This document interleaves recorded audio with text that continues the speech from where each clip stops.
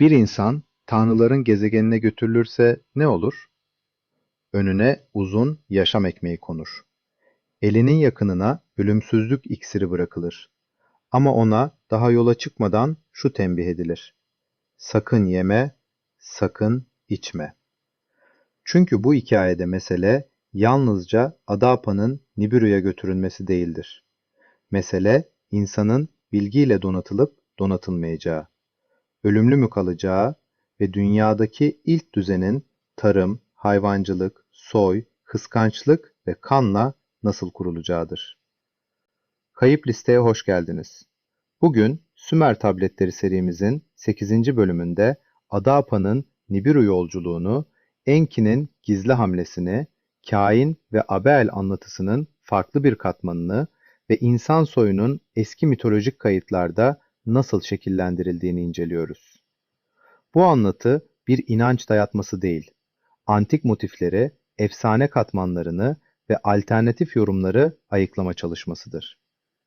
Videoya başlamadan önce beğenmeyi, yorum yazmayı ve Kayıp Liste'ye abone olmayı unutmayın. Çünkü bu seride amacımız inanmak için değil, ayıklamak için bakmak.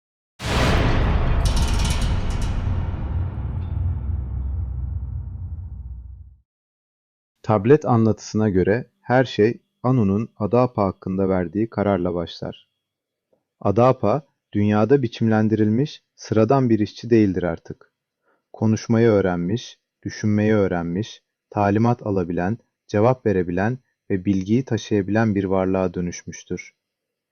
Bu yüzden Anu, Adapa'nın Nibiru'ya getirilmesini ister. Fakat bu karar herkesin içine sinmez. Enlil'e göre bu çok tehlikeli bir eşiktir. Çünkü dünyadan gelen bir varlık eğer Nibiru'nun uzun yaşam ekmeğinden yer ve uzun yaşam iksirinden içerse yalnızca bilgili bir dünyalı olmaktan çıkacaktır. Anunnakilerle aynı çizgiye yaklaşacaktır. Enlil'in rahatsızlığı buradadır. Bir zamanlar ilkel işçi olarak görülen insan şimdi göklerle yer arasında yolculuk edecek kadar yükselmiştir. Bu yalnızca bir seyahat değildir. Düzenin sınırlarının zorlanmasıdır. Enki de dışarıdan bakıldığında Enlil'e katılır gibi görünür. Ama Enki'nin aklında başka bir plan vardır. Anu'nun emri geri çevrilemez. Adapa Nibiru'ya götürülecektir. Enki bu yolculuğun tehlikesini bilir. Adapa'nın Nibiru'da büyülenebileceğini, gördüğü ihtişam karşısında dünyaya dönmek istemeyebileceğini düşünür. Bu yüzden Adapa'nın yanında iki rehber bulunmasına karar verilir: Ningisida ve Dumuzi. Bu iki isim yalnızca yol arkadaşı değildir. Aynı zamanda Enki'nin gözü, kulağı ve gerektiğinde denge sağlayacak elidir. Ninmah da bu fikri destekler. Çünkü dünyada doğan gençlerin Nibiru'dan uzaklaştığını, dünyanın zamanına ve düzenine alıştığını düşünür. Belki bu yolculuk onların da kökenlerini hatırlamasını sağlayacaktır. Sonra Nibiru'dan gelen göksel araç Sippar'a ulaşır. Anu'nun veziri İlabrat, Adapa'yı almak üzere iner. Adapa, Titi ve çocukları gösterildiğinde vezir büyük bir şaşkınlık yaşar. Çünkü karşısındaki varlıklar artık sadece işçi gibi görünmez. Anunnakilere benzeyen ama dünyadan doğmuş yeni bir soy gibidirler. Yola çıkmadan önce Enki, Adapa'yı yanına çağırır. Ona nasıl davranacağını tek tek anlatır. Anu'nun huzuruna çıkacaksın. Eğileceksin. Sadece sorulursa konuşacaksın. Kısa cevap vereceksin. Sana yeni giysiler verilecek, onları giyeceksin. Ama asıl uyarı bundan sonra gelir. Nibiru'da sana dünyada bulunmayan bir ekmek sunacaklar. O ekmeği yeme. Sana bir kupa iksir uzatacaklar. O iksiri içme. Enki, Adapa'ya bunu ölüm gibi gösterir. Fakat anlatının alt katmanında bu emir çok daha karmaşık görünür. Çünkü Adapa'ya sunulacak şey gerçekten ölüm müdür, yoksa uzun yaşamın kapısı mıdır? İşte tabletin gerilimi burada başlar. Enki Adapa'yı koruyor mudur, yoksa onun ölümsüzleşmesini mi engelliyordur? Bu sorunun cevabı Nibiru Sarayı'nda açılacak gizli tablette saklıdır. Enki, Adapa'dan sonra Ningisida ve Dumuzi'yi de yanına çağırır. Onlara da Anu'nun huzurunda nasıl davranacaklarını anlatır. Prenslerden, asillerden, saray düzeninden korkmamalarını söyler. Ama asıl görevleri bellidir. Adapa'yı dünyaya geri getirmek. Çünkü Adapa'nın Nibiru'nun görkemine kapılması istenmez. Sonra Enki Ningisida'yı kucaklar, alnından öper ve gizlice eline mühürlü bir tablet tutuşturur. Bu tablet doğrudan Anu'ya verilecektir. Kimseye açıklanmayacaktır. Burada hikaye artık yalnızca bir yolculuk olmaktan çıkar, bir saray entrikasına dönüşür. Adapa yanında iki rehberle yola çıkacaktır. Ama gerçek karar onun sözlerinden çok Enki'nin gizli mesajıyla şekillenecektir. Adapa hazırlanır. Darmadağın saçları düzeltilir. Yolculuğa uygun giysiler giydirilir. Göksel aracın içine Ningishzida ve Dumuzi'nin arasına oturtulur. İşaret verilir. Araç titrer.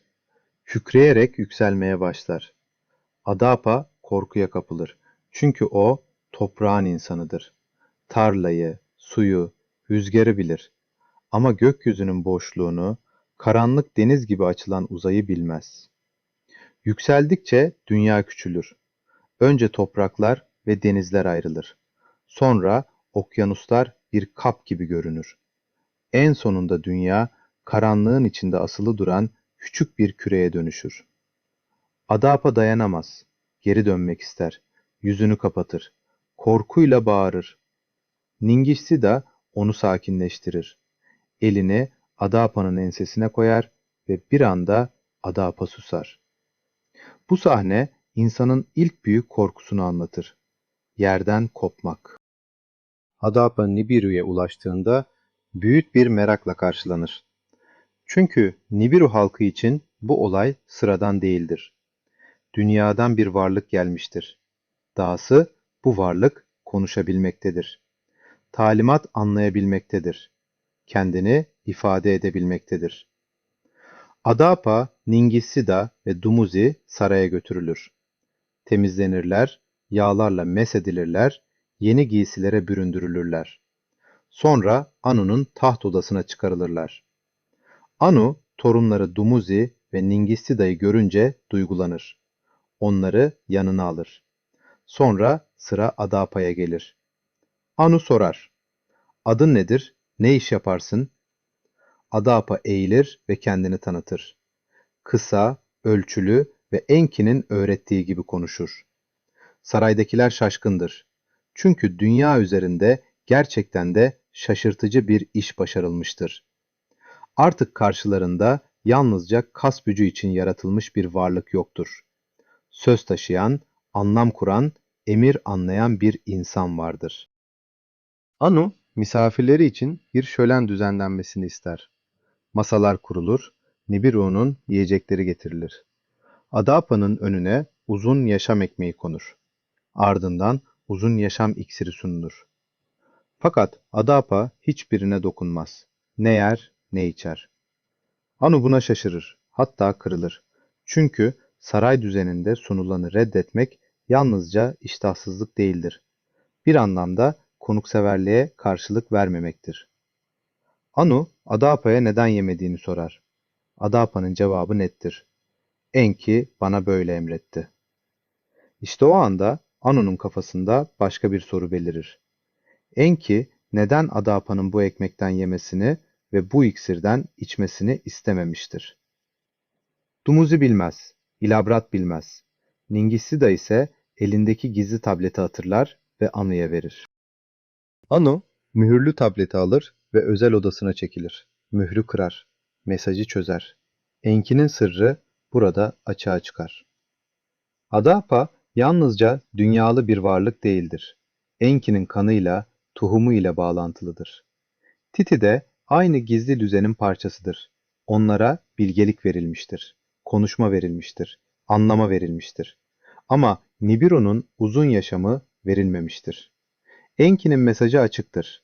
Adapa uzun yaşam ekmeğinden yememelidir. Uzun yaşam iksirinden içmemelidir. Dünyaya dönmeli, orada yaşamalı ve ölümlü kalmalıdır. Çünkü onun kaderi Nibiru'da kalmak değil, dünyada yeni bir düzenin başlangıcı olmaktır. Toprağı işleyecek, sürüleri büyütecek, insan soyunun yolunu açacak çocuklar ondan gelecektir. Anu şaşırır. Öfkelenmekle gülmek arasında kalır. Çünkü Enki yine sınırları zorlamıştır. Ama sonuç Nibiru için de faydalı olabilir.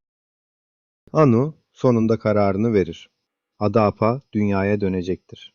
Nibiru'da kalmayacaktır. Ölümsüzlük yoluna sokulmayacaktır. Fakat eli boş da gönderilmeyecektir. Ningissi de onunla birlikte dönecek ve insanlara öğretmenlik edecektir.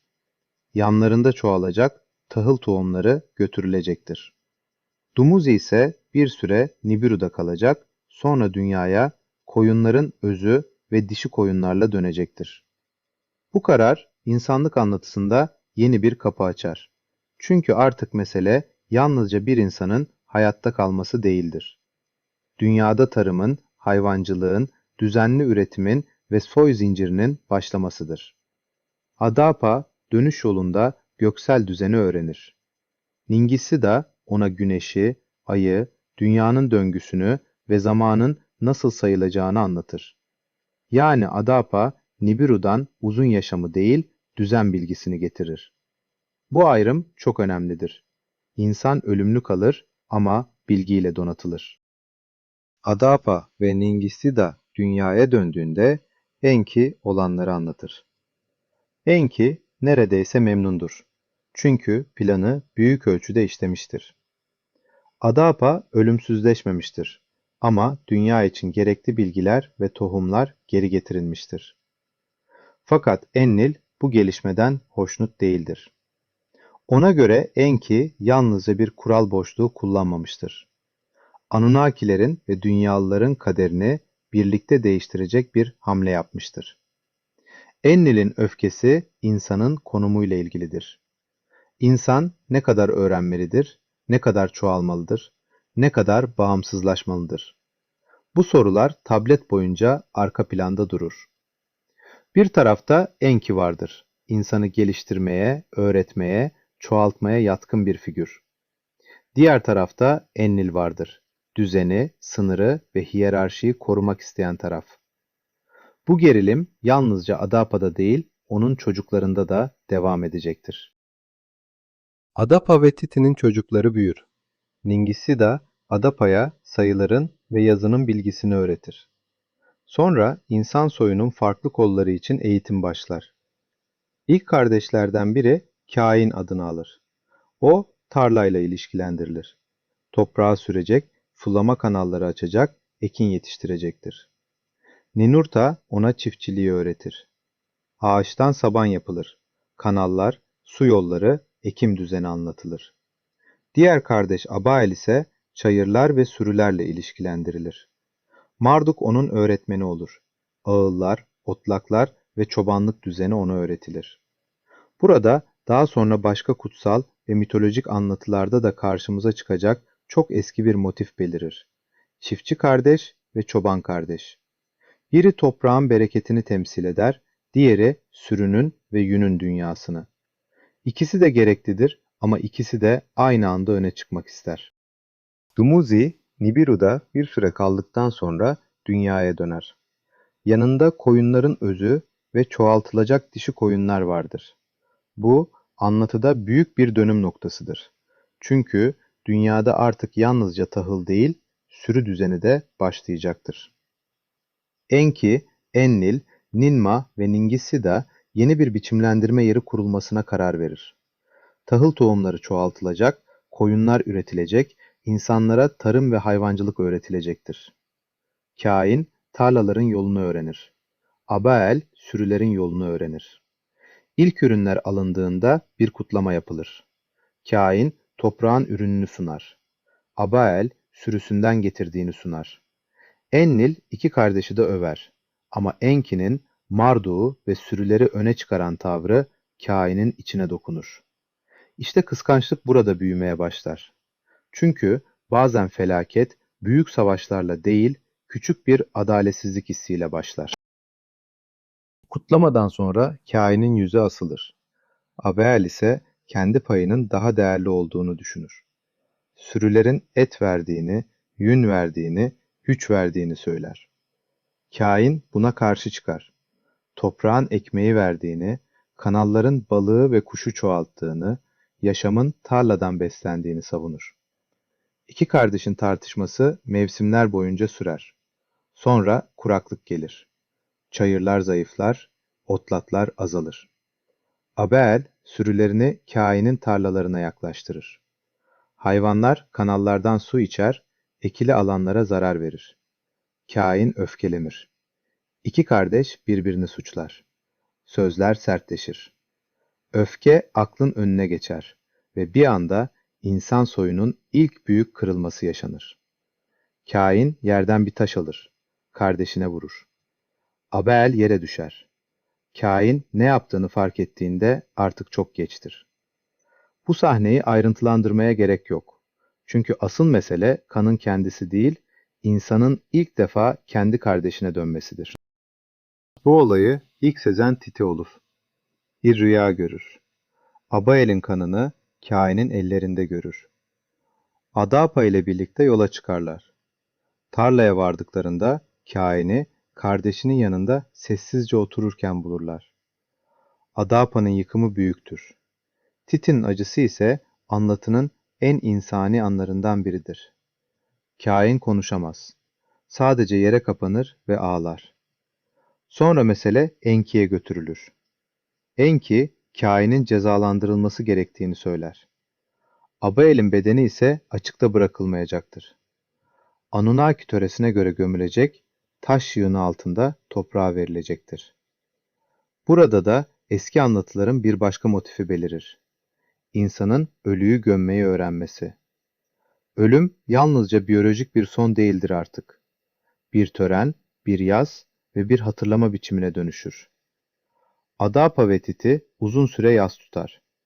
Ama Kain'in kaderi hala kesinleşmemiştir. Marduk öfkelidir. Çünkü Abel onun eğittiği kişidir. Onun gözünde Kain'in cezası ağır olmalıdır. Ninurta ise sessizdir. Çünkü Kain de onun öğrencisidir. Enki, Marduk'la yalnız konuşmak ister ve burada büyük sır bir kez daha açılır. Enki, Adapa ve Titi'nin kökenini anlatır. Onların sıradan dünyalılar olmadığını, yeni bir insan soyunun başlangıcı olduğunu söyler.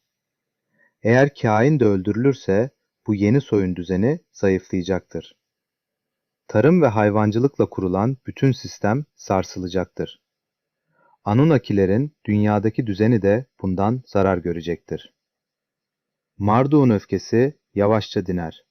Sonunda Kain'in yaşamının bağışlanmasına razı olur. Ama bağışlanmak, özgürce kalmak anlamına gelmez. Kain sürgüne gönderilir. Doğuya, uzak diyarlara doğru yola çıkar. Soyu diğerlerinden ayırt edilecektir. Yüzünde ve görünümünde bir işaret taşıyacaktır. Bu anlatı daha sonraki farklı metinlerde karşımıza çıkan kainin işareti motifinin alternatif bir açıklaması gibi okunur. Kain sürgüne gönderilmiş. Abel ölmüştür.